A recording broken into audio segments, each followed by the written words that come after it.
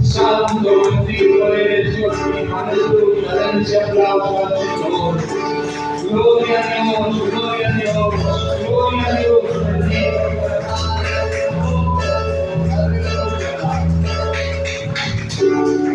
Gloria a Dios, alabado Señor por los siglos. Pueden sentarse, hermanos. Siéntense, hermanos. Gloria a Dios. Para dar los informes, hermanos, bueno, faltan la mayoría, pero de todas maneras voy a dar los informes y los otros informes, pues, para los que no vinieron, los vamos a publicar por el grupo para que así los demás también estén atentos a lo que se va a hacer. Quería informarles, hermanos, algo para que estén presentes. Bueno, ahorita, hermanos, cuando termine el culto, recordar, hermanos, que vamos a ir a la llanada a hacer un culto evangelístico en el parque.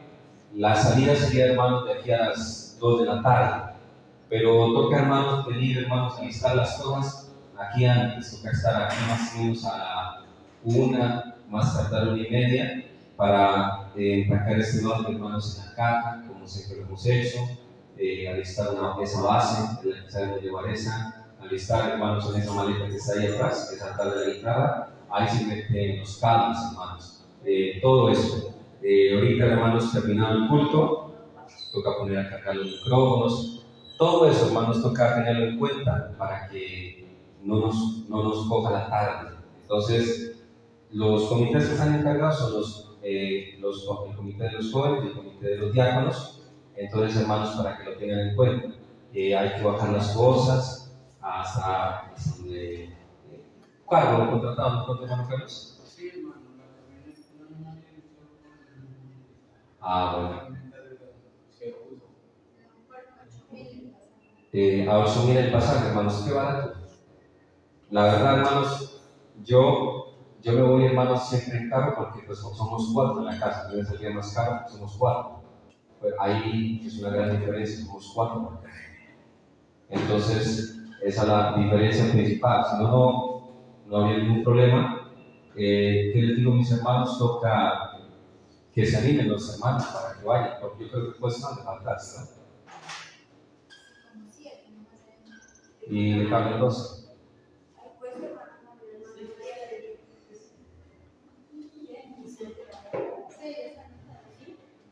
Usted también, hermano, quiere ayudar, hermano Ignacio también quiere ir. Ahí serían 2 más. Hermano Ignacio también quiere ir. Que bueno, Dios los bendiga por apoyar. Vea, hermano, yo les digo esto, hermano, para lograr, hermanos, abrir una obra en un pueblo, en una vereda, la clave, hermano, es solamente 1, orar, 2, evangelizar y 3, la persistencia. No hay más secretos, hermano. Eso no hay un secreto que uno diga, no, pues, que tiene que venir un misionero. No, hermano. Para abrir una obra en cualquier lugar del mundo se necesita oración, evangelizar y persistencia. Eso, hermano, es lo que funciona en cualquier lugar del mundo. Y, hermanos, para que haya un resultado, hermanos, por lo menos hay que trabajar un año entero, hermano. Ya.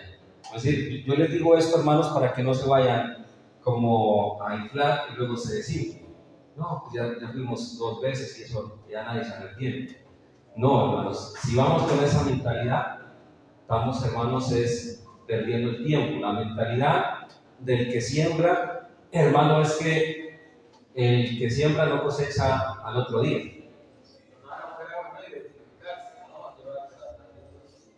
Sí, claro.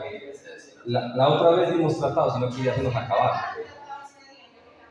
Poquitos eran los hermanos que había, eran muy poquitos, claro. Lo que dice el hermano es verdad, hace falta son tratados.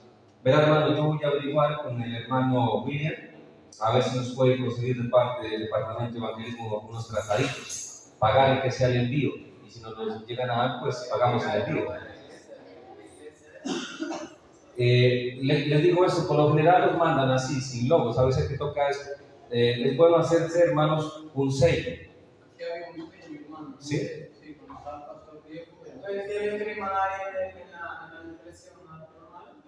Pero es bueno tener un sello porque uno le pone la dirección de la iglesia, le pone todo, más personalizado. Como decir, si no iglesia, Pentecostés, pero ¿en qué lugar del mundo? Entonces, yo voy a hacerme, hermano, hacer un sello para la iglesia.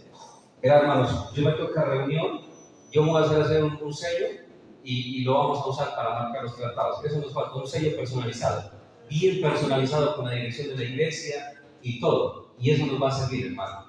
Entonces, hermanitos, pues yo les digo esto para que de pronto pues no se vayan a desanimar, porque a veces uno quiere, hermano, que las cosas le den ya. Se lo digo porque la mayoría de uno es afanoso, por lo general, y uno quiere que las almas. No, hermanos, eso es para que se abra una obra en un lugar. Yo que he hablado, hermanos, con personas que han trabajado en esta área, eso se demora a veces años, hermano, para que una obra se establezca en un lugar. Eso no es así de la noche a la mañana, hermanos. Entonces, nosotros estamos apenas yendo al área, apenas estamos yendo al área. Pero hay esperanza de que algún día algo ya se establezca, ¿sí me entiende? Hay una esperanza. Entonces, hay que ir, hermanos, con paciencia y se van a ir poco a poco fuertes. Familia, ya tengo pues aquí una persona que se llama la hermana de la hermana Julia, pero alguien más de pronto tiene ya familia, amigos, es bueno que nos dicen, que nos visitemos, hermano. Y esa es una manera de abrir unas puertas. Uno que conoce de pronto, y yo, hermanos, oremos al Señor para que de aquí, hermanos, hayan obreros para que salgan para allá. Yo digo, hermano, que no nos toque ir a buscar por el día lejos un obrero, que de aquí mismo salgan los obreros para ese lugar. Esa sería la visión. Es decir, de aquí mismo, hermano, mire, la iglesia quedaría cerca, podríamos apoyar, nos quedaría fácil, hermano. Pero, como decir, allá estructurar algo bien, y ya cuando hay algo bien conciso, ahí sí ya colocamos un obrero, algo que esté bien firme. Entonces, hermanos, orémosle al Señor, hermano, para que siempre Dios nos apoye. Y yo les digo esto, hermano, cuando salimos así, ustedes, eso, siempre en campaña así, no falta el que hable mal, el que grite. Ustedes por eso no se asusten de pronto, hermano. Uno cuando va a predicar el Evangelio, como decir, asústese, hermano, de que nadie le diga nada. Pero cuando uno va a predicar, hermano, siempre va a encontrar alguna oposición. Gente que lo insulta, gente que lo quiere a uno callar. Pero eso, hermano, va a pasar a veces. Entonces, para que de pronto no se desanimen, hermano. A veces le quieren echar a la policía, para que eso a veces pasa. Pero si algún día nos pasa eso, hermano, toca estar firmes y no dejarnos amedrentar, buscar otro lado. Si por ahí no se puede, vamos por otro lado. Y si no, vamos a hacer, ¿me entienden, hermanos? Pero no dejarnos amedrentar, porque yo les enseño, porque ya hemos trabajado en esta área en otras partes y a veces la gente se desanima al primer obstáculo, ya se desanima la gente y dice, no, pastor, eso está muy duro, como decir, no vamos. Entonces toca estar preparados, hermanos. Bueno, esta semana le quería informar al comité de las damas que les corresponde hacerle una visita a alguien de la iglesia que esté dejando de congregarse o esté apartado. Entonces, el comité de damas es por la hermana Mariana, compuesto por la hermana Julia, que está aquí, la hermana Vicenia, la hermana Lorina, la hermana Patricia. Entonces, esta semana tienen que visitar ustedes a alguien de la iglesia que no se esté congregando. Mire, aquí hay otros hermanos que no vienen a la iglesia, por lo menos uno los visita, pero es bueno que aparte de uno alguien más los visite a veces. Aquí ustedes han visto por lo menos algunos hermanos que ya no se los ha visto más. Un hermanito que yo no sé la verdad por qué no viene. Mano Juan, es un anciano, ustedes lo han visto, a veces viene, a veces no viene. Mano Rodrigo, también a veces viene, a veces no viene. Hay varios hermanos, hermana Pastora, también tuvimos por ahí que 10. Y entonces, bueno, hermanos, que aparte del pastor, que hay alguien más que les haga una visita. El deber nuestro es visitarlos, hermanos, y animarlos. Si ya ellos, hermanos, no quieren, pues eso ya es Dios con ellos. Pero el deber nuestro es visitarlos y animarlos, hermanos. Decirles con una palabra de ánimo que sigan adelante. Entonces, las damas, para que de pronto hermana Julia les comparta la información al resto de las damas, esta semana al comité de evangelismo, esta semana ya le corresponde es una visita evangelística, entonces ya sería diferente. Las damas es a una persona apartada de la iglesia o que no esté viniendo ese día a esa iglesia, y al comité de evangelismo que está aquí, pues el hermano Luis, que es un representante del comité. Bueno, de pronto faltan también los del comité, pero usted es un representante. Tienen que visitar a un amigo, a alguien que no se ha bautizado, irlo a visitar y con amor irle un ratico a compartir la palabra de Dios para esta semana. Hagan el favor, hermano, para que les avisen los demás. También, hermanos, quería decirles que ya me presentaron ustedes el plan de trabajo. Entonces, hermanos, procurarán llevar a cabo esa visión. Ustedes se han puesto unas metas, ¿no? Entonces procurarán, hermanos, llevar a cabo esa visión que tienen escrita. Ayuden, hermanos, ustedes como líderes, a que esa visión se lleve a cabo. Ustedes mismos se han puesto unas metas, entonces propónganse que esas metas con ayuda de Dios se las cumplan. Otro informe, hermanos, el lunes, la oración aquí en el templo a las 4 de la mañana. Usted puede venir a las 5 si quiere, o si no puede venir a las 4:30, a las 4. Es decir, la oración es de 4 a 6, pero si usted no puede venir a las 4, puede venir a las 4:30, a las 5. El tal es que de 4 a 6 hay oración. Entonces usted más o menos mire qué horario se le acomoda más. Si usted no puede venir las 2 horitas, venga ahora 1 hora. Y si no puede orar, pues 1 hora, si sea media horita que venga, sirve, hermano. Lo importante es la disposición y la voluntad. Entonces hay oración para el lunes aquí en el templo, para que lo tengan presente. Yo creo que esos son los informes, hermanos, que hay por el momento. No tenemos más informes. Ahora creo que vamos a aprovechar, hermanos, en esta mañana para entonces ya orar para recibir la enseñanza. Vamos a orar, hermanos, para que recibamos la enseñanza. Vamos a orar para recibir la enseñanza. Orar, hermanos, para que Dios nos dé entendimiento, para que la palabra la oigamos y la entendamos. Vamos a orarle al Señor para que la palabra la oigamos y la entendamos.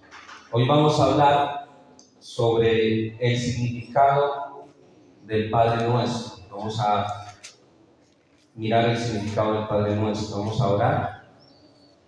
Señor, yo quiero en esta mañana presentarte, Señor, la iglesia, y yo te pido, Señor, que sea edificada la iglesia, sea exhortada y sea consolada por medio de tu palabra. Señor, dame la sabiduría para enseñar esta palabra y dame, Señor, el discernimiento para poderla explicar. Que esta palabra, Señor, corra y sea glorificada y sea, Señor, en cada corazón quedando, Señor, como una buena semilla para que así mismo dé fruto en el nombre del Señor Jesús. Amén. Bueno, mis hermanos, vamos a anotar los versículos solamente. Voy a pedir al hermano Albert que me ayude a anotar nomás los versículos para que si a alguno le interesa estudiarlos, los anoten y los lean a la casa. Yo aquí le presto el marcador y ahí lo escribe, hermano, para que queden así como visibles. Los versículos, por favor.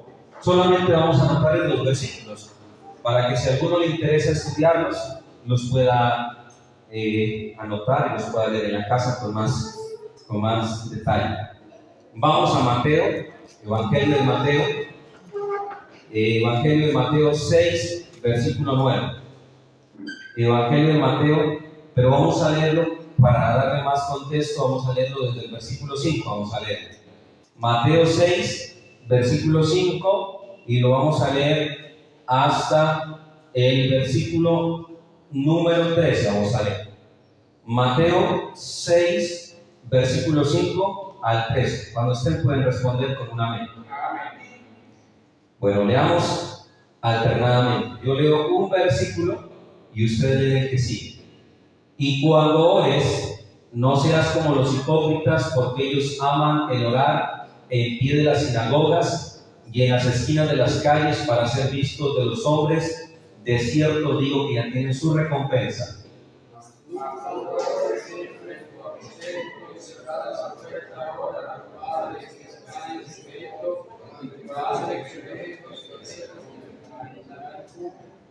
Y orando no uséis vanas repeticiones como los gentiles que piensan que por su palabrería serán oídos.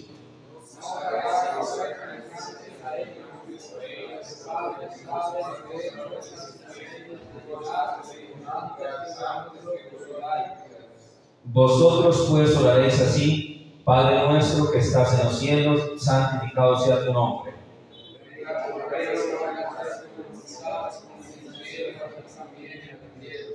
El pan nuestro de cada día, dánoslo hoy.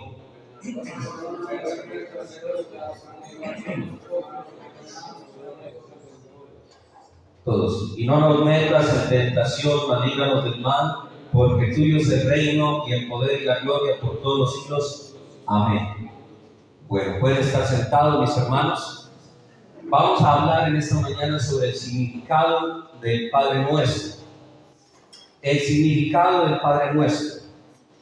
Mis amados hermanos, esta oración del Padre Nuestro creo que es la oración que se la saben desde los niños hasta los ancianos. Es una oración muy conocida.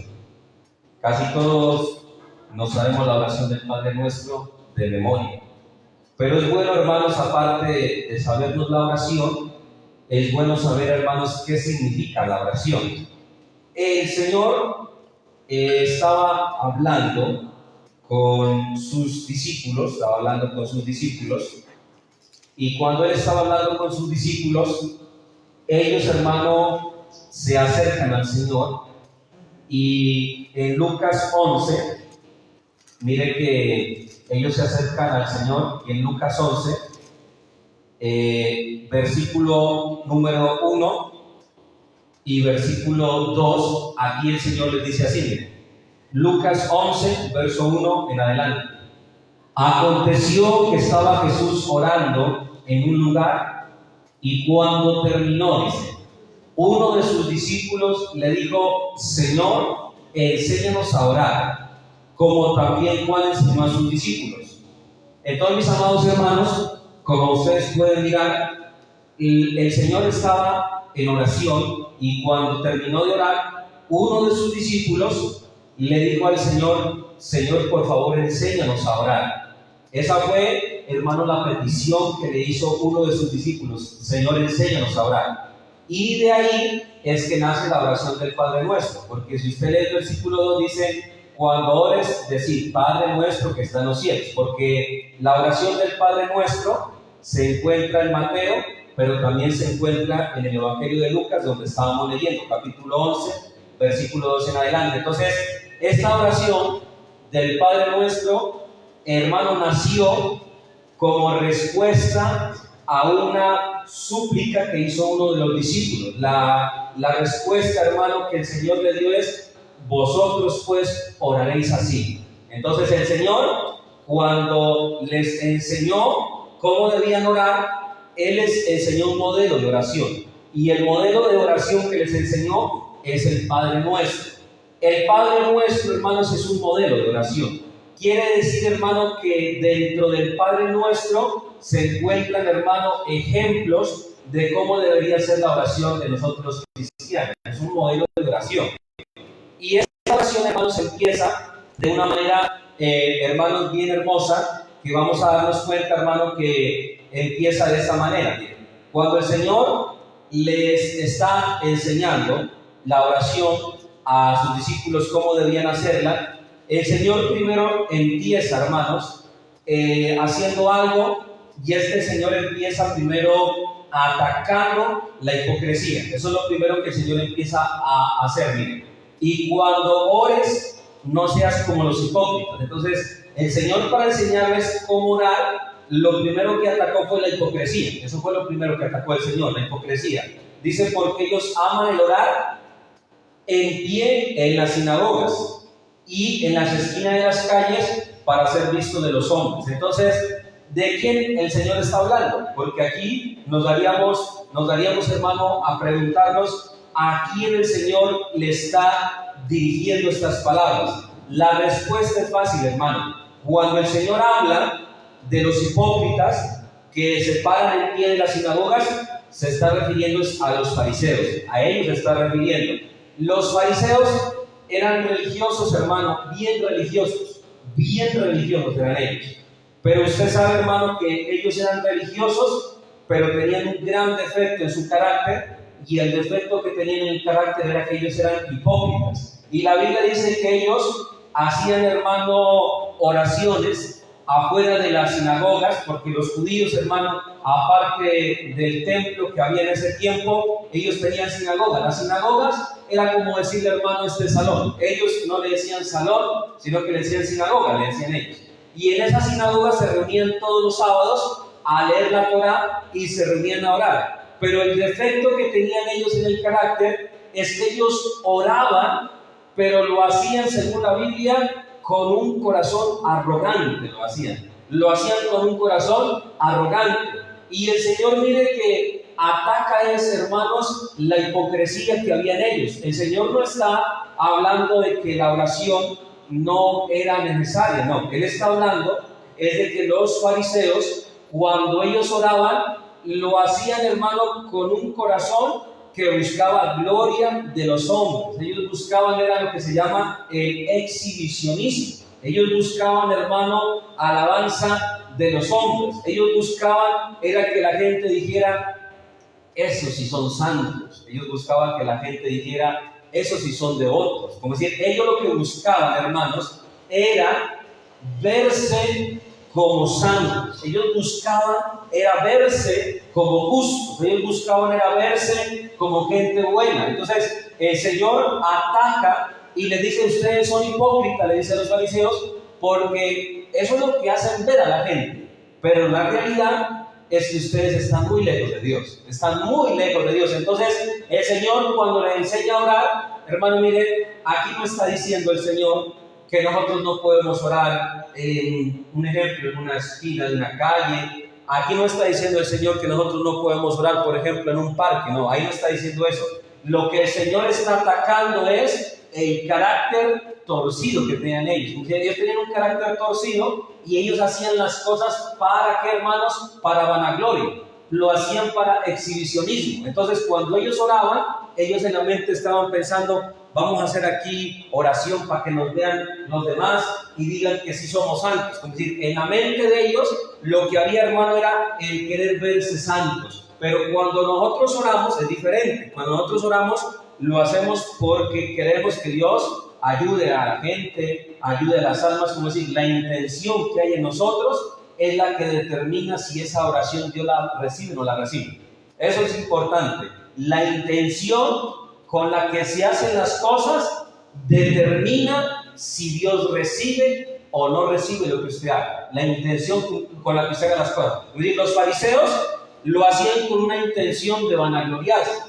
Eso es lo malo. Pero yo le pongo un ejemplo. Si usted va, por ejemplo, a predicar a un parque, a una plaza, y usted dice, vamos a orar por las almas. Usted cuando ora, usted la intención que tiene es que Dios se compadezca a esa gente. ¿Sí me entiende? Porque hay gente que dice, pastor, la Biblia dice que uno no se puede poner a orar en pie de las sinagogas o en las calles porque eso es hipocresía. No, eso no es hipocresía. Hipocresía no es. La hipocresía no radica en donde usted se haga orar. Por ejemplo, yo puedo orar aquí, puedo orar allá. La hipocresía no radica en el lugar donde yo me haga orar.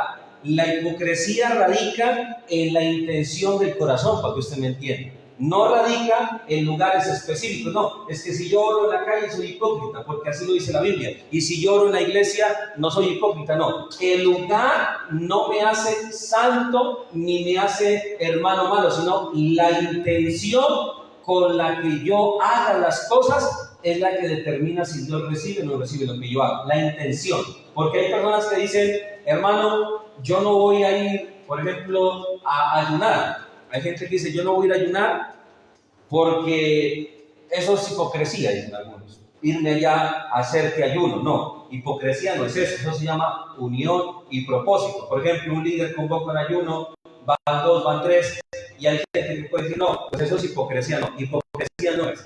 Eso se llama un propósito y están haciendo lo que dice la Biblia. Si 2 o 3 se pusieran de acuerdo, dice la Biblia, cualquier cosa que pidieran, les será hecha por mi Padre que está en los cielos. Eso es bíblico, dice, si 2 o 3 se pusieran de acuerdo en la tierra acerca de cualquier cosa, eso no es hipocresía. La hipocresía radicaría en que yo me reúna, por ejemplo, a ayunar o a orar, y yo empiece a decir, yo sí ayuno, yo sí oro, yo sí busco de Dios. Ahí perdería todo lo que usted haga. Es decir, el día que usted ore, el día que usted ayune, el día que usted vigile, nunca se dé usted mismo la gloria.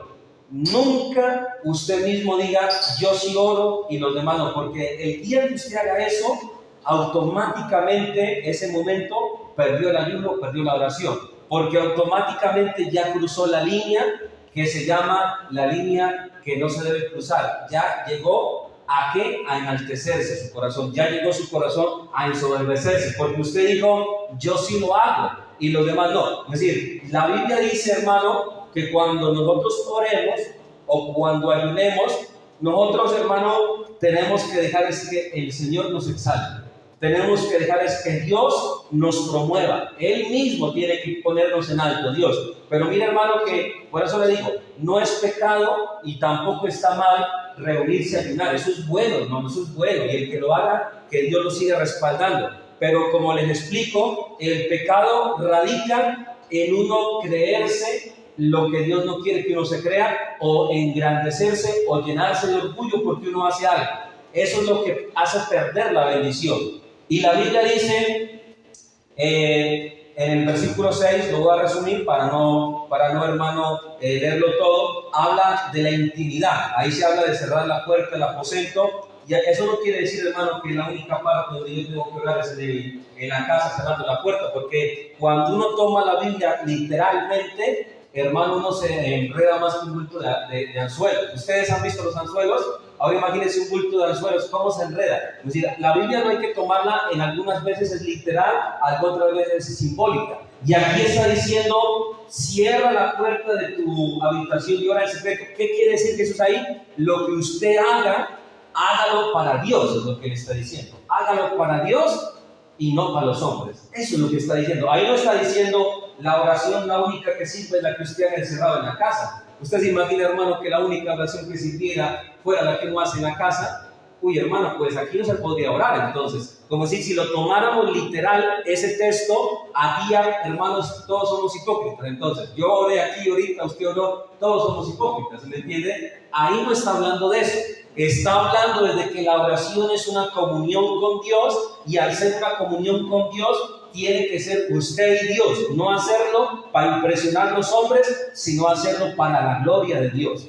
Eso es lo que está diciendo la palabra de Dios. Pero aclaro, no es pecado promover ayuno, no es malo, es correcto. Les mostré el texto que dice, si 2 o 3 se pusieran de acuerdo, lo malo está es en la vanagloria o la intención que uno lo haga con el deseo de juzgar a otras personas. Eso es lo que a Dios no le agrada. Y la palabra de Dios sigue diciendo, donde estábamos leyendo, dice el versículo 7, y orando no uséis vanas repeticiones. Aquí les voy a explicar esto, hermano, ¿verdad?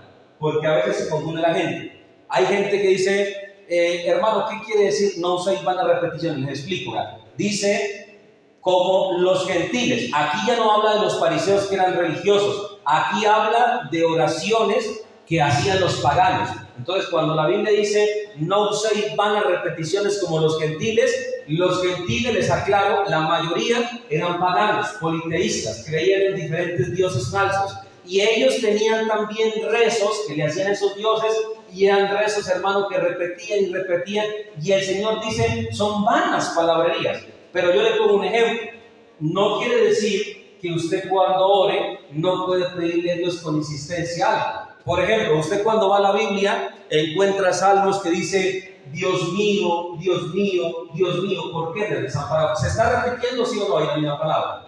Hay salmos que usted lee donde dice santo, santo, santo. ¿Se está repitiendo ahí, sí o no? Entonces hay gente que cuando no entiende la Biblia dice, no se puede repetir una oración y no se puede decir lo mismo porque cae en vana repetición. No, se está refiriendo Jesús, era a los paganos que hacían oraciones a falsos dioses y esas oraciones eran vanas, para que usted me entienda. Porque cuando uno ora, les digo esto, hermano, repite. Pero repetir no es malo, hermano. Repetir sin entendimiento es diferente. Por ejemplo, usted cuando repite y lo hace sin entendimiento, repetir es como el oro, repite por repetir. Pero cuando usted ora y se arrodilla, Señor, ten misericordia, ayúdame. Y vuelve y le dice, Señor, ten misericordia. Usted no está repitiendo por repetir, usted lo hace porque hay una necesidad grande en su corazón. ¿Sí me entiende? Porque hay gente que le va a decir a usted, no repita lo mismo, no. La Biblia habla de repeticiones vanas, refiriéndose a oraciones paganas o refiriéndose a orar, pero sin entendimiento de nada. Orar y decir algo, pero sin sentido. Sin sentido. Cuando usted ora sin sentido, está haciendo vanas repeticiones. Pero cuando ora con sentido, lo que usted dice se repite. Cuando usted va a la Biblia, encuentra que Isaías vio una visión de ángeles. Perdón, me equivoqué, de serafines. Y los serafines dicen que uno estaba frente a otro y con dos volaban, con dos tapaban el rostro, con dos los pies. Y según Isaías 6, ¿qué decían uno al otro? ¿Qué decían? Santo, santo, santo. ¿Están repitiendo o no están repitiendo, hermanos? Están repitiendo. Entonces eso será una buena repetición porque lo repiten. No, ellos dicen algo, pero lo dicen con sentido, ¿sí me entiende? La repetición no es útil cuando usted la dice sin entendimiento y sin sentido. Pero cuando usted repite algo que es bueno, es algo que Dios lo oye con agrado. La Biblia dice inclusive, y estas palabras las repetirás a tus hijos estando acostados en el camino.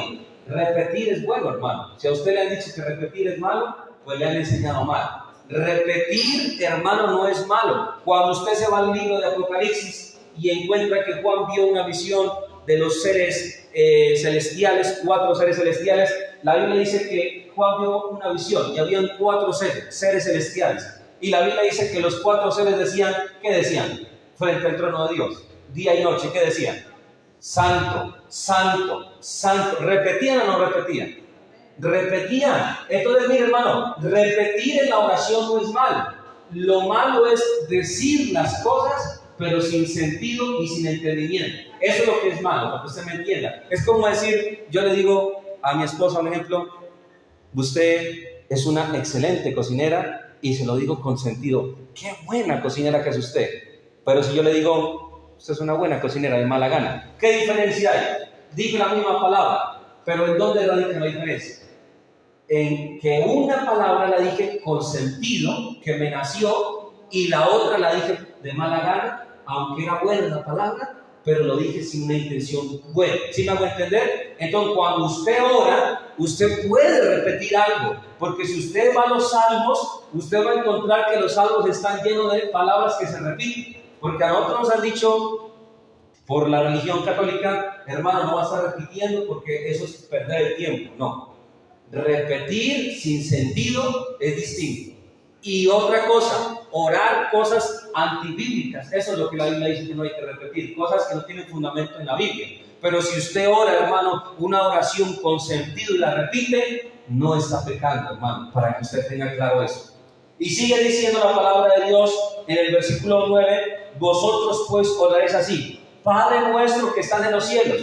El Padre nuestro empieza reconociendo que el Señor es el que gobierna, hermano, en su creación. Hermano, mire, la Biblia habla que los cielos cuentan la gloria de Dios y el firmamento anuncia la obra de sus manos.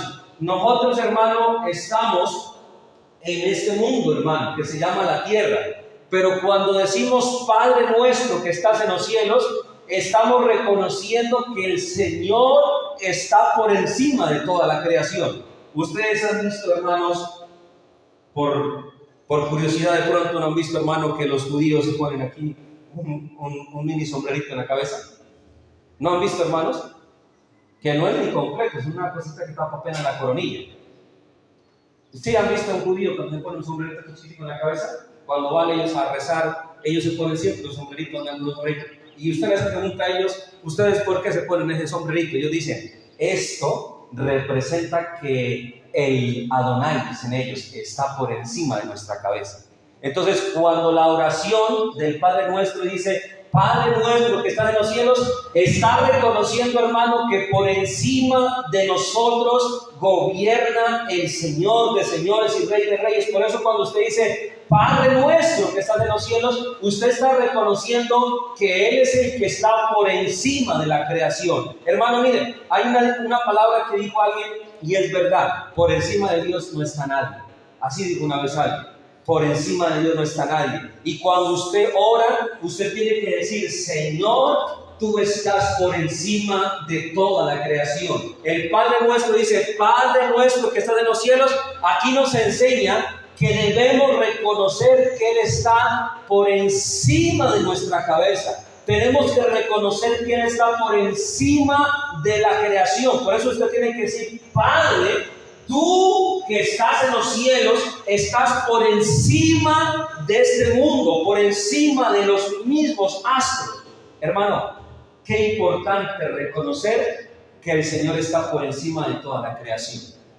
Reconocerlo, porque a veces no lo reconocemos, a veces oramos, pero rara vez decimos, Padre, tú estás por encima de todos los cielos. Existe, hermano, nosotros los cristianos creemos en el primer, segundo y tercer cielo. Creemos, hermano, que en el tercer cielo está Dios. Ahí está el trono. Y usted tiene que decir, Señor, yo reconozco que tú estás por encima de los cielos de los cielos. Aunque la Biblia dice que los cielos de los cielos no lo pueden contener, pero da a entender de una manera humana que Él está por encima de la creación. Entonces, cuando usted ore, reconozca que el Señor está por encima de toda la creación. Eso le pide Dios a su iglesia. Reconozcan que yo estoy por encima de la creación. Segundo, santificado sea tu nombre. Esa es la segunda parte del Padre Nuestro. Santificado sea tu nombre, hermano. Mire, significa que cuando hayamos reconocido que el Señor está por encima de la creación, debemos adorarlo y debemos alabarlo. Y existen dos cosas, hermano, que hay que aprender. Hay que alabar a Dios por lo que es y por lo que Él hace. Les digo esto, hermano, usted puede alabar a Dios por lo que Él hace y por lo que Él es. Pongo un ejemplo. Cuando usted alaba a Dios, usted dice, alabo a Dios por lo que Él hizo en mi vida. Es alabarlo por sus bondades, por sus misericordias. Pero cuando yo digo alabo a Dios por lo que es, ahí hay una diferencia grande, ¿verdad? La diferencia es esta, mira. Uno cuando alaba a Dios por lo que hace, es reconociendo sus obras. Pero cuando usted alaba a Dios por lo que es, usted lo alaba es porque Él es digno de ser alabado. Es decir, hay una diferencia entre alabar a Dios por un beneficio recibido y entre alabarlo a Dios porque Él es digno de la alabanza. Es diferente. Alabarlo a Dios, usted va a la Biblia y encuentra ejemplos de que el Salmo 1, el Salmo 2, Salmo 3, todos dicen alabar a Dios por sus proezas. Alabar a Dios dice por sus grandes hechos. Ahí la alabanza va enfocada en reconocer la grandeza. Pero cuando se habla de la adoración, hermano, es diferente. La adoración, hermano, es por lo que Dios es, por el carácter de Él. Cuando yo digo yo adoro a Dios, estoy diciendo lo adoro no por lo que me dio, no por lo que hizo, no por lo que va a hacer, lo adoro porque simplemente Él es digno de ser adorado en todo tiempo. Esa es la gran diferencia. Es decir, hay una gran diferencia entre alabanza y adoración. Y la diferencia no radica en que cuando uno dice, vamos a cantar un coro de adoración, uno dice, Espíritu de Dios, llena mi vida. Entonces no dice de adoración. Entonces no dice uno de alabanza. Cristo rompe, no. Le explico. Usted puede adorar a Dios alabándolo. Y uno puede decir, ¿cómo así? Puede adorar a Dios alabándolo. La adoración no radica en que una canción sea movida o sea quieta. En eso no radica la adoración. La adoración no radica en que una canción suene rápido y una suene lento. La adoración radica en cómo lo presenta usted a Dios esa ofrenda. Por ejemplo, si usted viene al culto y usted dice, hoy me fue malísimo en el trabajo, hoy me fue malísimo con la mujer en la casa, hoy me fue malísimo, me fue, mejor dicho, como perro en misa. Pero usted viene al culto y dice, pero no importa, voy a alabar a Dios. Y usted ese día lo da todo para Dios. Ese día adoró a Dios, para que usted me entienda, lo adoró. Pero otro día usted viene contento, ay, hoy me pagaron y gracias a Dios ya tengo la platica, ya voy a comprar la remesa, hoy me dieron esto que tanto esperaba, y usted canta a Dios con alegría. Ese día alabó a Dios. Es decir, el día que lo adoró es el día que usted estaba mal y le dio la gloria a Dios. Pero cuando usted viene bien a la iglesia y le canta, eso se llama alabanza, porque usted está contento con Dios por lo que Él hizo y por lo que Él hace. ¿Sí me va a entender? Esa es alabanza y la adoración es diferente, hermano. La adoración es independientemente de lo que le esté pasando a usted. Esa es la adoración. Entonces, para que usted entienda. Y cuando la Biblia dice, santificado sea tu nombre, ahí nos está enseñando el Señor que debemos alabarlo. Hermano, mire, siempre usted, hermano, en su oración, honre a Dios, santifíquelo, alábelo. Hermano, mire, antes los judíos, hermano, ellos nunca podían pronunciar el nombre del Señor, porque les enseño esto, el nombre del Señor en el Antiguo Testamento se sabe qué significa, pero no se lo puede pronunciar. Es un misterio. Es decir, en el Antiguo Testamento el nombre de Dios estaba compuesto por 4 letras. 4 letras. Le decían el tetragrammaton, que significa palabra de 4 letras. Es decir, el nombre de Dios en el Antiguo Testamento, hermanos, se sabía qué significado tenía. Significa el Dios eternamente presente, pero nadie lo podía pronunciar. Se sabía el significado, pero no lo podían pronunciar. Pero ahorita, hermano, en el tiempo que estamos ahorita, ya hemos recibido la revelación y actualmente podemos saber cuál es el nombre personal del Señor. El nombre personal del Señor es Jesús. En diferentes idiomas suena diferente. En hebreo, Yeshua. En español, hermano, Jesús. En inglés, Jesús. Tiene diferentes pronunciaciones, pero el significado es el mismo: el Salvador. Entonces usted, cuando llegue ante la presencia de Dios, usted alábelo. Bendigo el nombre bendito de Jesús, dígalo. Hermano, imagínese qué privilegio tan grande. Los patriarcas, ninguno pudieron pronunciar el nombre del Señor, a menos que Dios los inspirara. Y usted, que no es ni Abraham, ni Moisés, ni Noé, puede pronunciar el nombre del Señor. Es decir, el que tiene actualmente el nombre personal de Dios es Jesús. Hay gente que dice, pero ese que va a ser el nombre verdadero de Dios, porque hoy en día le ponen Jesús a cualquiera. Obviamente, a cualquiera le pueden poner el nombre de Jesús, pero nadie tiene el carácter verdadero para decir ese nombre me pertenece en todo sentido. Hay gente que se llama Jesús, pero puede ser un marihuanero. ¿Sí me entienden? Es decir, eso no quiere decir que ese no sea el verdadero nombre, porque lo puede tener cualquier persona. Una vez alguien dijo por ahí, el nombre Jesús, ese que va a ser el nombre verdadero del Señor. ¿Por qué? Porque ese se lo ponen a cualquiera. Somos ninguno lo puede tener. Claro, cualquiera puede tener un nombre santo, pero no tiene el carácter que representa ese nombre. Pero Dios tiene el nombre y tiene el carácter. ¿Sí me entienden? El nombre y el carácter lo tiene. Por eso, para cuando se lo invoca a Él, ese nombre va con el poder de Dios, porque va con su carácter. Jesús significa Salvador. Y usted, hermano, cuando le diga, santificado sea el nombre de Jesús, alabado sea el nombre de Jesús, exaltado sea. Eso es lo que pide Dios, que santifiquemos su nombre. Tercero, el Padre nuestro dice, venga a nosotros tu reino. Hermano, les explico, ¿verdad? Cuando dice la Biblia, venga a nosotros tu reino, nosotros lo entendemos de 2 maneras. Hay gente que dice, Señor, venga a tu reino, y entienden en este sentido nomás. Estamos diciendo que la venida de Dios se manifieste. Que nosotros utilizamos una palabra que se llama Maranata. La Maranata. ¿Cuántos han dicho Maranata? Maranata significa el Señor viene pronto. Y nosotros cuando entendemos venga tu reino, solamente lo hemos entendido como Maranata, Señor ven pronto.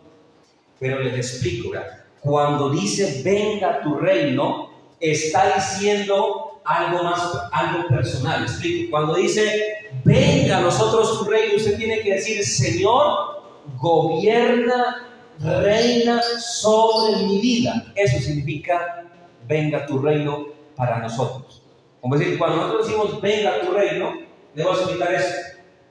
El Señor no va a venir porque yo lo llame. El Señor no va a venir porque yo lo llame. Ustedes creen, hermanos, que si la iglesia toda se pone a ayunar en el mundo entero para que el Señor venga más rápido, el Señor va a venir más rápido? ¿O ustedes creen que si la iglesia se pone toda a ayunar, todos los hermanos del mundo ayunan una vez en el día, que el Señor se demora un poquito más en que tarda su venida? Hermano, es imposible que pase eso. Dios no retarda su promesa, pero tampoco la adelanta. Él viene cuando en su soberanía lo tiene determinado. Entonces, cuando dices venga tu reino, no es que le estamos a Dios haciendo un afán, Señor, venga rápido, que estamos aquí, espere y espere. No, cuando dice venga tu reino, lo que se dice en palabras más sencillas es, Señor, quiero que reines en mi corazón, quiero que vivas dentro de mí. Eso es venga tu reino. Uno le está diciendo a Dios es, Señor, yo quiero que vivas dentro de mi corazón. Porque hay una diferencia. Yo cuando evangelizo siempre le digo a la gente es, hay gente que tiene a Jesús como invitado y hay otros que lo tienen viviendo. Y la diferencia es muy grande. Por ejemplo, yo voy a visitar a un hermano, llego a la casa, lo saludo, charlamos un rato y me voy.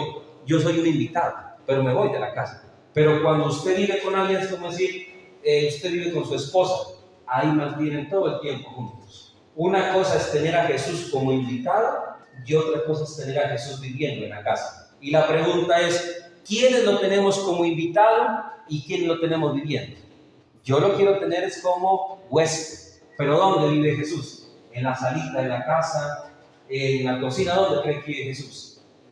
En el corazón vive Jesús. Entonces, cuando nosotros decimos, venga tu reino, le estamos diciendo a Dios, toma el control de mi vida, Señor. Porque un reino tiene un gobierno. ¿Usted sabía que todo reino tiene un gobierno? Y un gobierno tiene leyes, lo que se llaman leyes civiles. Todo gobierno tiene leyes, todo gobierno. Y cuando le decimos, venga tu reino, le estamos diciendo, Señor, reine en mi corazón y ayúdeme a vivir esas leyes que usted tiene en su reino. Porque Dios tiene leyes, hermanos, para que nosotros vivamos. Eso significa venga tu reino. Cuarto, dice, hágase tu voluntad en el cielo como en la tierra. Hermano, mire, hágase tu voluntad. Esta es la parte que nos queda más grande a todos. Yo creo, hermano, que la mayoría en esta parte les fallamos a Dios demasiado. Somos personas que casi siempre hacemos de nuestra voluntad. Yo digo, hermano, que si somos sinceros, la mayoría hacemos la voluntad nuestra en la mayoría de las decisiones que tomamos. Es rara la vez que queremos hacer la voluntad de Dios. Mira, hermano, yo les pongo un ejemplo, ¿verdad? A veces se va a casar, por ejemplo, una pareja, un cristiano y un inconverso. Y la persona ora, Señor, muéstrame la idónea o muéstrame el idóneo, un cristiano, un inconverso. Y Dios le muestra por consejos, por personas, no le conviene. Es que esa persona no es para usted porque no tiene los mismos principios, los mismos valores. Es una persona que cree diferente, usted no le va a ayudar en lo espiritual. Y el hombre, no, Señor, es que yo me lo voy a ganar con oración. O la mujer, yo me la gano con oración, yo me lo gano ayunando, yo le doy buen testimonio. Y el Señor al final le dice, bueno, usted quiere que se haga su voluntad en la vida. Y eso sucede con el ser humano. La mayoría de las veces, Dios nos tiene que decir, bueno, yo le doy permiso de hacer eso, pero no porque sea mi voluntad. Es mi voluntad permisiva. Es decir, la voluntad permisiva de Dios consiste en eso. Dios lo ve a usted que usted ora y Él le dice, bueno, le voy a mostrar que eso es incorrecto. Y Dios le muestra. Pero como usted tiene un corazón orgulloso, usted le hace caso más a los sentimientos que a Dios. Y Dios le muestra, no, eso no le conviene. pero como uno es un corazón orgulloso que tiene y se lleva uno por los sentimientos, no por la razón, sino por la emoción, no se guía. Entonces Dios le muestra, y como uno dice, no, yo me gusta, yo lo convierto, Dios también dice, háganlo. Pero a eso se le llama la voluntad permisiva de Dios. ¿Qué significa la voluntad permisiva de Dios? Que Dios lo permite, pero no significa que fue la voluntad perfecta de Dios. Dios lo permitió, pero no era la voluntad de Dios. Miren, una vez yo he hablado con muchas personas y yo los he aconsejado, pero siempre que aconsejo a la gente, el 9% de la gente que me pide consejo termina haciendo lo que ellos quieren. Solo el 1% de los que me piden consejo a mí, lo digo como pastor, el 9% de la gente que yo, de 10 personas que aconsejo, llevo de pastor 13 años y les doy testimonio. La gente casi siempre me pide consejo a mí para una cosa o otra. Y casi la mayoría de la gente, vea, lo digo por experiencia, el 9% de la gente no hace lo que uno le aconseja. El 1% nomás hace caso al consejo, la mayoría no lo hace. Porque la gente, hermano, siempre se deja guiar por sus deseos, por sus sentimientos. El ser humano tiene algo y es que se guía por los sentimientos y por la emoción. ¿Sí sabía eso usted? Uno se guía por los sentimientos y la emoción. Y los sentimientos le dicen a uno esto, las emociones le dicen aquello. Pero cuando uno se va a la Biblia nos muestra algo que a veces va en contra de nuestros sentimientos, a veces va en contra de nuestras emociones, y ahí es que se manifiesta, hermano, mire, lo que es la voluntad de Dios. La voluntad de Dios a veces es hacer lo que nosotros no queremos hacer. Por eso tenemos que orar, Señor, ayúdame a hacer tu voluntad. Porque hacer la voluntad de Dios, hermano, no es fácil, hermano. Si fuera fácil, todo el mundo hiciera la voluntad de Dios. Hacer la voluntad de Dios no es fácil, porque usted mira, pastor, eso es mentiras, eso es fácil hacer la voluntad de Dios. No, no es fácil, hermano.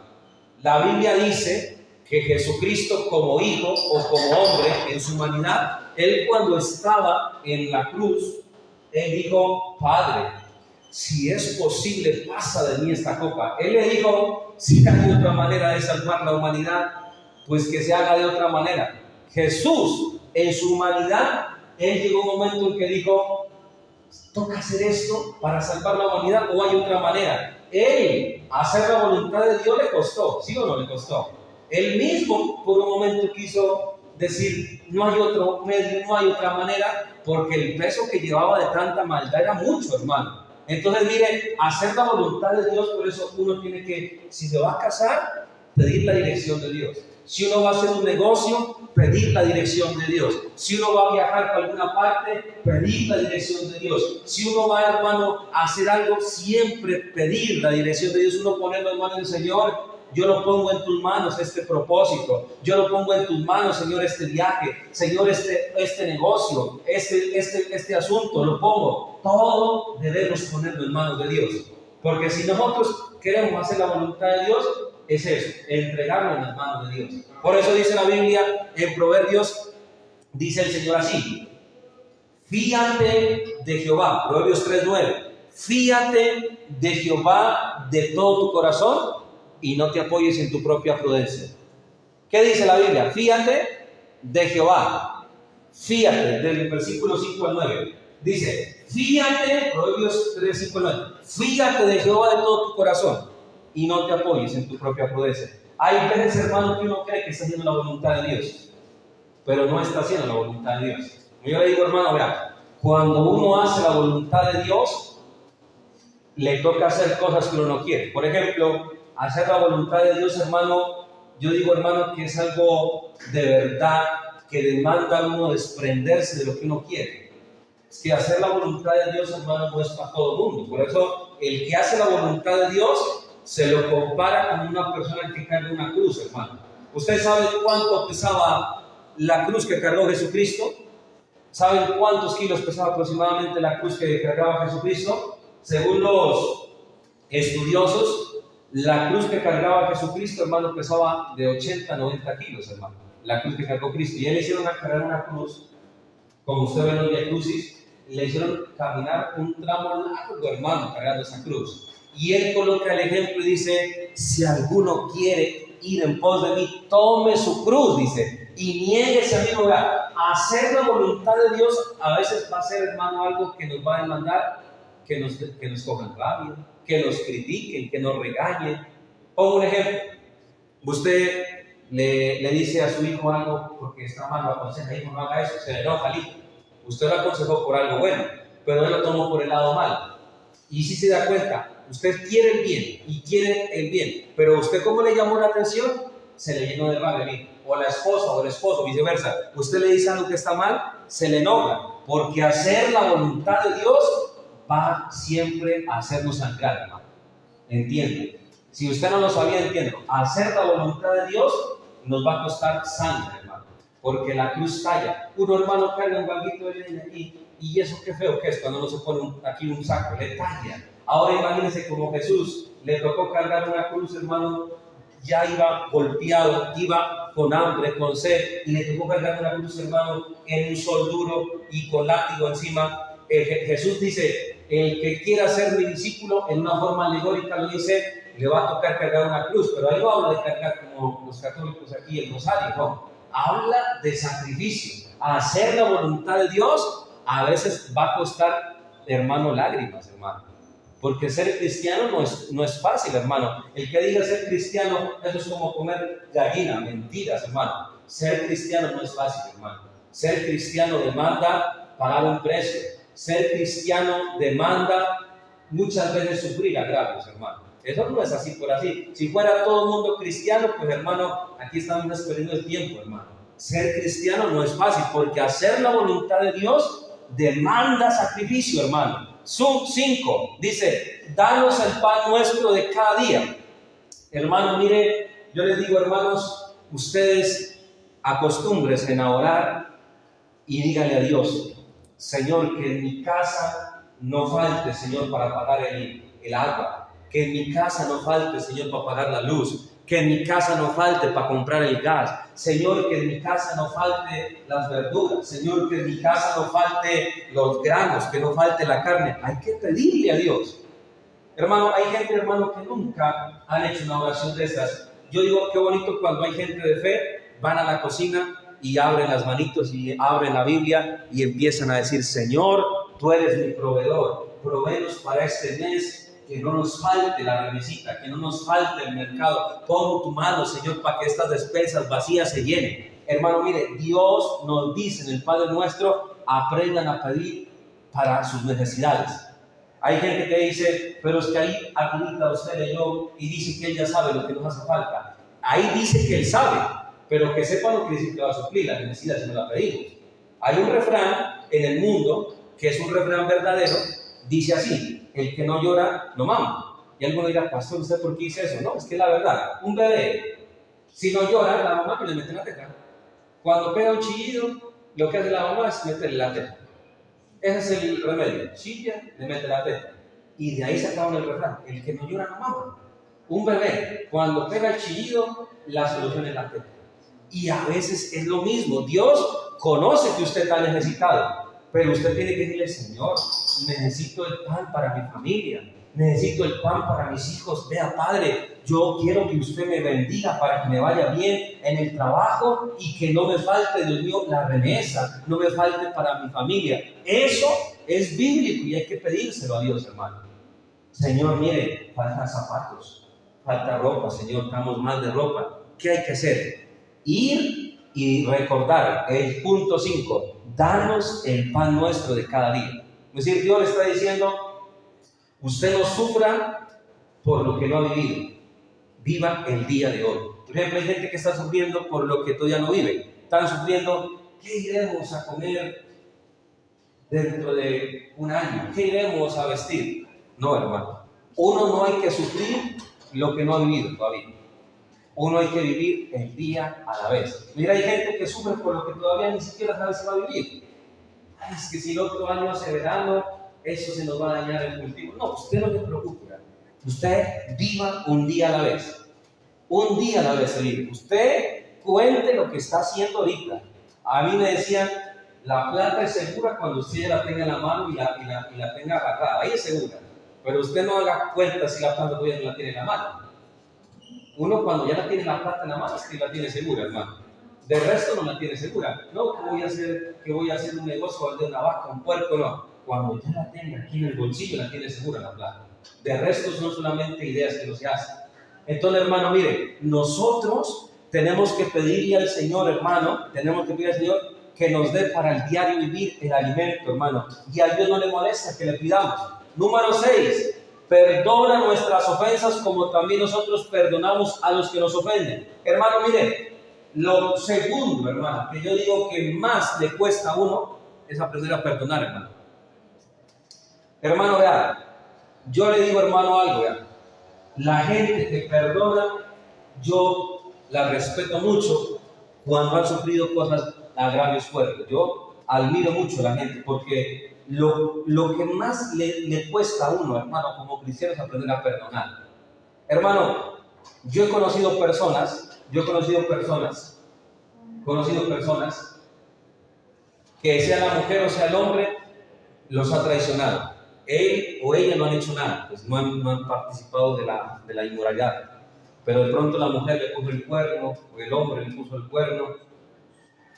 Y, hermano, que usted, digamos un ejemplo, le pongo un ejemplo, no traiciona. Y yo le digo, lo más duro, según los que han estudiado el comportamiento humano, lo más duro es cuando uno está enamorado de una persona y esa persona lo traiciona. Eso es lo más duro, cuando uno está enamorado de una persona y confía en esa persona y lo traiciona. Porque existen diferentes traiciones. La traición de esa persona que usted dice, ¿ese qué pues? O esa qué. Es decir, usted no tiene tanta cariño por esa persona. Pero hay un refrán que dice, dependiendo de qué burro venga la patada, duele más. ¿Qué quiere decir ese refrán? Que dependiendo quién lo traicione, duele más, hermano. ¿Sí me entiende? Es decir, usted que esté bien enamorado y que se entere, hermano, que le colocaron cuerno, uy, hermano, el 99% cuando sabe que les pasa esto, no aguantan de aguantar, hermano. Se descarrean. Van y buscan otro camino, otro. Hermano, vea, yo conozco, hermano, vea, yo no soy viejo, hermano, soy joven. Pero yo he conocido tantas cosas, hermano, tantas cosas que es raro lo que me sorprende. Pero sí hay cosas que me sorprenden. Pero hermano, vea, la mayoría de los matrimonios que yo he conocido que se han destruido no han sido capaces de perdonar una traición. No han sido capaces. Es que es algo, hermano, como digo, cuando usted está enamorado de una persona, enamorada, y lo quiere, y se entera de que lo traicionó, eso sí le duele, hermano, a la persona. Le duele hartísimo. Y ahí, hermanos, que esa parte le toca a uno vivirla. Perdona nuestras ofensas como perdonamos también a los que nos ofenden. Perdonar, hermano, como digo, es algo duro. A veces ¿a quién de ustedes están aquí alguna vez lo han calumniado? Calumnia es que lo difamen sin usted haber hecho nada malo. A mí me han calumniado, hermano. Yo he tenido lugares donde he pastoreado ovejas y han tenido como esos cabritos, ya así como cuernos. Y gente, hermano, hablan mal de uno. Y que a uno lo calumnien es feísimo, hermano. Como decir, el que la debe, dijeron por ahí, pues el que la debe, cuando le llega el azote, pues él sabe que tarde o temprano le llegaba, porque la debía. Pero cuando usted no la debe y lo calumnian, si es feo, hermano. Cosa para acá que lo calumnien a uno. Que a usted le digan que es un ladrón sin usted haber robado nada, jamás. Que a usted lo metan en un chisme sin usted saber cómo ni cuándo. Sí es feo que lo calumnien, hermano. Pero cuando uno va a la Biblia, ahí mismo Jesús le dice, perdónalos, dice el Señor. Yo le digo, perdonar, hermano, es algo que cuesta cuando nos calumnian a uno. Otro ejemplo, perdonar, hermano, también, hermano, cuando a un hijo de uno le hacen algo malo, eso es más duro también. Hermano, yo estaba, cuando éramos pastores por allá en cierta parte, había un niñito, hermano, que de la iglesia mismo, pero eran qué malos ese niñito, hermano. Ya habían dos hijitos, uno de un inconverso y otro, eran qué malos, hermano. Una vez yo me acuerdo que estábamos en la escuela y el niño era malísimo. aprovechado, pues era malcriado, y cogió así, me acuerdo, cogió una teja de esas que están quebradas, y ¡plan! Se la pegó hacia mí en la cabeza. Y yo en ese momento dije, Señor, dije yo, no dejes que mi boca me haga pecar. Y una señora dice después, uy, hubiera sido yo me hubiera agarrado con la mamá, con el papá de ella, porque no le hicieron nada. Es decir, hay momentos, hermano, en que le tocan inclusive hasta los hijos. Y hay gente que por ese lado es, como le digo, por donde tiene la caída. Se le mete con los hijos. Y perdonar algo, la gente dice, no, yo perdono, pero si se mete con mis hijos, ahí sí ya no perdono. Es decir, es duro. O digo, perdonar no es fácil, hermano. A veces, perdonar, como le digo, es que una cosa es perdonar cositas sencillas, pero cuando ya se convierte en cosas graves, es a otro nivel, hermano. Y yo le digo, por eso, perdonar es de gente de Dios. El que es de Dios, perdona. El que es de Dios tiene ese valor para perdonar. Porque uno, hermano, tiene que aprender a perdonar. A veces la mujer a uno lo ofende, a veces los hijos. ¿Qué toca, hermano? Se enoja uno, se siente mal. Claro que sí. Pero ¿qué toca hacer? Perdonar. Perdonar. Porque no tenemos otra salida. Si guardamos el resentimiento y la amargura, el daño es para nosotros, hermano. ¿Es duro perdonar? ¿Sí o no? Es duro.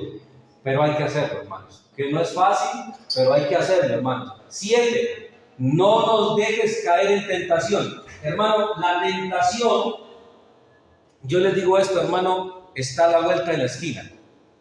La tentación viene de todo color, de todo tamaño. ¿Y qué nos corresponde a nosotros? Decirle, Señor, usted sabe que yo soy débil aquí, usted sabe que yo soy débil en esto, usted sabe que yo soy débil de acá, de allá. Hay que decirle, Señor, no me dejes caer, Señor, en tentación. Usted sabe, la lengua mía, Señor, es el azote mío. No me dejes, Señor, soltar esta lengua más de la cuenta. Estos ojos míos, Señor, son los que me hacen caer en tentación. Veo más de lo que debo mirar. Hermano, no hay que pedirle a Dios, es no me deje caer en tentación. Porque el enemigo tiene, hermano, pecados como anzuelos listos ahí. Cuando la trucha coge, hermano, el anzuelo y jala el que pesca, y una se le entierra. El enemigo tiene tentaciones reservadas, hermano, para cada uno. El enemigo dice, bueno, a este lo va a atacar con la avaricia. Este es la avaricia, lo que más le gusta. A este le gusta la inmoralidad, pues por la inmoralidad. A este es la ira, lo que más le ataca. Mire, el diablo busca, hermano, la debilidad que uno tiene. Él busca la debilidad. ¿Cuál es la debilidad suya? El enemigo busca, ya se fue la debilidad de él. No es paciente. Por ahí lo voy a atacar, con algo que le saque la ira. El diablo ve, hermano, qué cosas son las debilidades que usted tiene. No tiene la capacidad usted de sobrellevar algo. Bueno, entonces, ¿usted qué tiene que hacer? Señor, ten misericordia.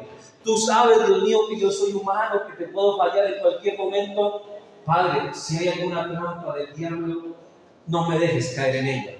Si hay alguna trampa del maligno, diga, no me dejes. Punto 8. Líbranos del mal. Hermano, hay que decirle al Señor que nos libre de accidentes. Usted cuando ore, dígale, Señor, yo voy a utilizar, Señor, el serrucho, la pulidora, voy a utilizar la moto, pero guárdeme de desfrenarme, guárdeme de cortarme, guárdeme, Señor, de caerme en un alterón, guárdeme, Señor, de un garrotazo que me caiga encima.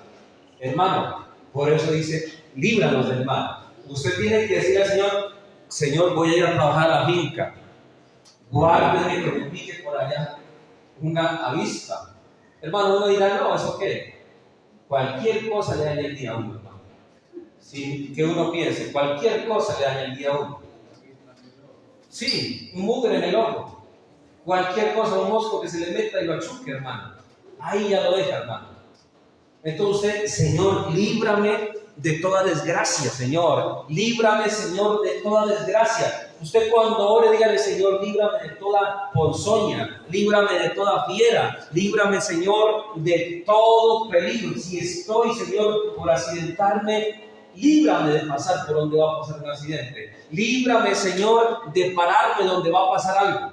Por eso hay que decirle, líbrame de estar en el lugar incorrecto a la hora incorrecta con las personas incorrectas. Por eso es que dice, líbranos del mal. Él está dando a entender que hay que orar para que seamos librados de desgracias, hermano. Y el número 9 dice, porque tuyo es el reino, hermano. Termina diciendo, Señor, tuya es la gloria y la alabanza. Entonces, hermano, mire cómo es el Padre nuestro. Y termino con este versículo, hermano, mire. La oración es algo bien sagrado, hermano. Es algo bien sagrado. Proverbios 15:8. Para que el hermano me pueda notarlo. Mira, hermano, vean. La oración es algo bien sagrado. Y la oración no es oída, hermano.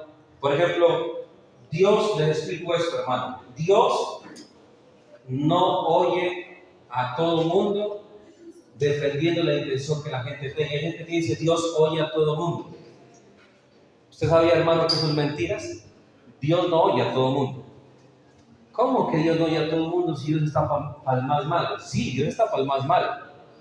Pero Dios oye al malo si el malo se arrepiente de su mal camino y le clama, Dios lo oye. Mira lo que dice en Proverbios 15, verso 8. El sacrificio de los impíos es abominación a Jehová, mas la oración de los rectos es su gozo. Cuando usted ora, dice la Biblia que el Señor se goza. Pero cuando un impío hace su sacrificio, ¿cómo lo llama Dios? Abominación. ¿Sabe qué es la palabra abominación? La palabra abominación significa algo asqueroso, algo repulsivo, significa la palabra abominación. Una persona que ora a Dios, pero no se arrepiente antes de orar, la oración es abominable ante el Señor, hermanos. Eso es un versículo fuerte. Pues digo, Dios no oye a todo el mundo. Cuando una persona que no tiene temor de Dios ora, no es que Dios me oye. Sí, Dios lo oye, pero siempre y cuando se arrepienta. Eso es importante, hermano. Dios oye al pecador, pero siempre y cuando el pecador o la pecadora se arrepienta. Porque de lo contrario, la oración, hermano, del impío es abominación ante el Señor. Esa es la realidad. Uno pensaría que Dios a todo el mundo lo oye. No, Dios no oye a todo el mundo, hermano. Si la persona es una persona impía, le puede clamar a Dios. Pero si no se arrepiente, hermano, eso que presenta ante Dios como una ofrenda es una abominación. Mira lo que dice Juan 9:31. Juan 9:31 dice así. Mira lo que dice Juan 9:31. Juan 9:31. Por eso dice, si se arrepiente, Dios lo oye, al impío, al pecador, al que sea, pero si se arrepiente. Juan 9:31. Y sabemos que Dios no oye a los pecadores, pero si alguno es temeroso de Dios y hace su voluntad, a ese oye.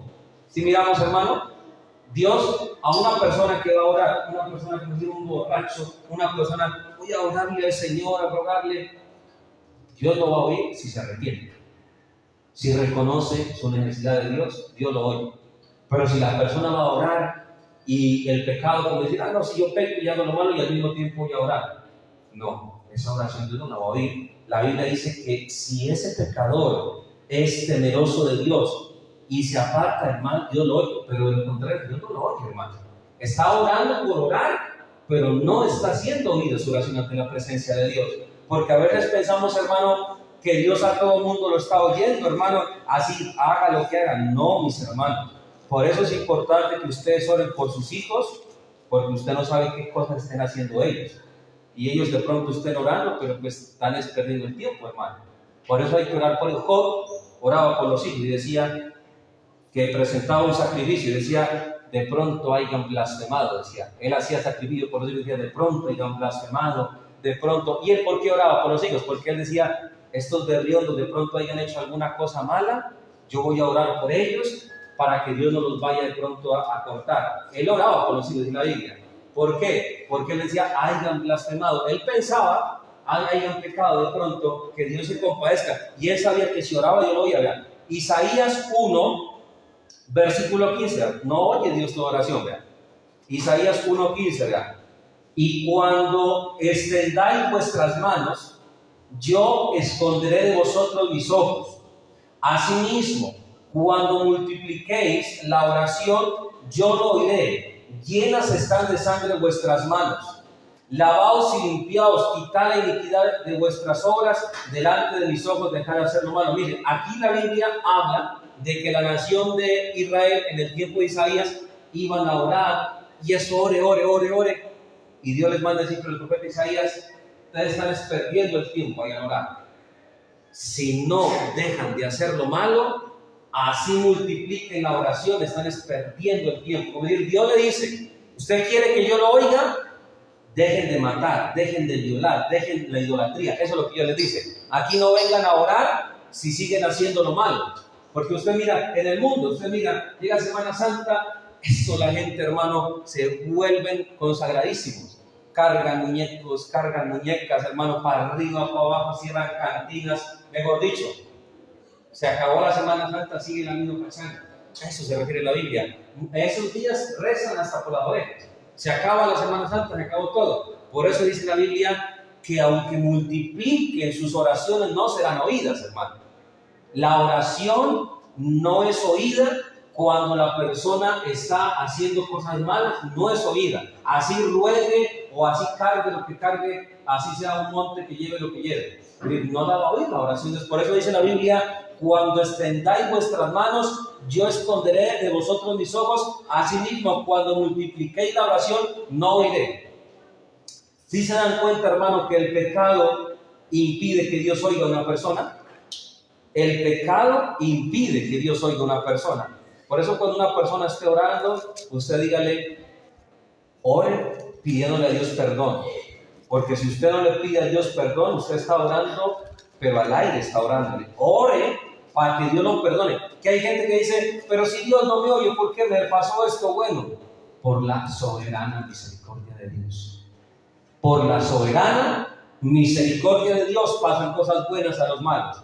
¿Por la qué? Por la soberana misericordia de Dios. Miren, y voy a terminar con estos últimos versículos que me llamaron la atención. Miren, para que se den cuenta, hermano, que nosotros tenemos algo especial, y es la comunión con Dios, y hay que guardarla porque no todo el mundo es oído por Dios. Isaías 58, verso 6, miren lo que dice, vean. Dice así, vean: no es más bien el ayuno que yo escogí, desatar la ligadura de impiedad, soltar las cargas de opresión y dejar libre a los quebrantados, que rompáis todo yugo. Aquí la Biblia habla y le dice a la nación de Israel. La nación de Israel, le explico, en el tiempo de Isaías hacían los pueblos, las tribus hacían ayunos, pero Dios les dice: el ayuno que yo les estoy pidiendo no es tanto que aguanten hambre, el ayuno que yo les estoy pidiendo es que dejen de hacer lo malo. Eso es lo que Dios le dice a la nación de Israel. ¿Por qué le dice? Si ustedes ayunan, pero no dejan de hacer lo malo, es como no hacer nada. Pero si ustedes dejan de hacer lo malo y ayunan, ahí sí dice la Biblia: cuando una iglesia, hermano, cuando una iglesia o un remanente, hermano, les explico esto. Cuando una iglesia o un remanente empieza a hacer lo bueno ante los ojos de Dios, empieza a hacer lo bueno, vive una vida en obediencia y le clama a Dios, esta promesa hay, hermano. Por eso, iglesia, usted tiene una promesa del Todopoderoso. Terminamos, 2 Crónicas 7:14, la promesa que tenemos. Si hay obediencia y le pedimos a Dios, mire, dice la Biblia, y en 2 Crónicas 7:14, si se humillare mi pueblo, sobre el cual mi nombre es invocado, y oraren, y buscaren mi rostro, y se convierten de sus malos caminos. ¿Qué pasa si no se convierten en los malos caminos? Vean. Entonces yo oiré desde los cielos, y perdonaré sus pecados, y sanaré su tierra.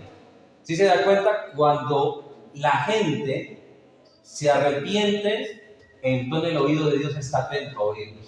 De lo contrario, el oído de Dios no está atento, hermanos. Vamos a agradecerle al Señor por la palabra que nos dio, por la enseñanza. Demos gracias a Dios, hermanos. Démosle gracias.